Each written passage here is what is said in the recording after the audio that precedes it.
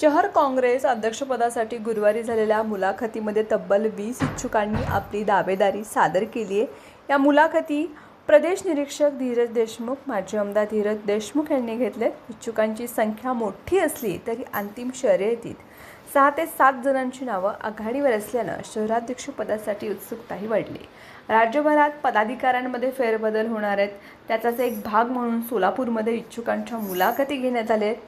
अखिल भारतीय काँग्रेस कमिटीचे निरीक्षक देवाशीष पटनायक हे 3 दिवसांपासून सोलापूर शहर जिल्हा दौऱ्यावरती आहेत आणि त्यांनी जे शहराध्यक्षपदासाठी इच्छुक आहेत त्यांनी फॉर्म भरावे असं आवाहन केलं होतं। त्यानुसार गुरुवारी माजी आमदार धीरज देशमुख हे सोलापूर दौऱ्यावर आलेत। त्यांनी मुलाखती घेतल्या। या प्रक्रियेमध्ये विविध सामाजिक संघटकांमधून काही प्रमुख नावे पुढे आलेत।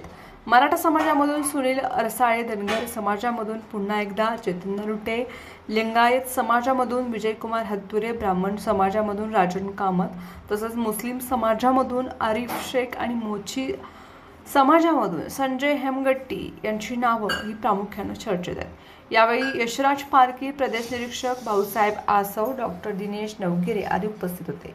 जिल्हा ग्रामीण काँग्रेस अध्यक्षपदासाठी केवळ 2 ते 3 इच्छुकांनी मुलाखती दिल्याने या पदासाठी विशेष चुरस ही दिसून आली नाही। अवघ्या 6 महिन्यापूर्वीच सातलिंग षटकार यांची या पदावरती नियुक्ती झाली। त्यानंतर त्यांनी जिल्हाभर दौरे करून काँग्रेस संघटन मजबूत करण्याचा प्रयत्न केल्यानं पुन्हा तेच पदावरती राहतील अशी चर्चा आहे। माढा जिल्हा ग्रामीण अध्यक्षपदासाठी रंगत आहे। या पदासाठी तब्बल 6 इच्छुकांनी मुलाखती आहेत त्या दिल्या असून त्यामध्ये राजकुमार पवार, जहीर मणेर, हनुमंत मोरे, राहुल पाटील, प्रताप जगताप, अशोक चोपडे यांनी मुलाखती दिलेत। यातून कोणाची निवड होते याकडे सर्वांचं लक्ष लागलं आहे।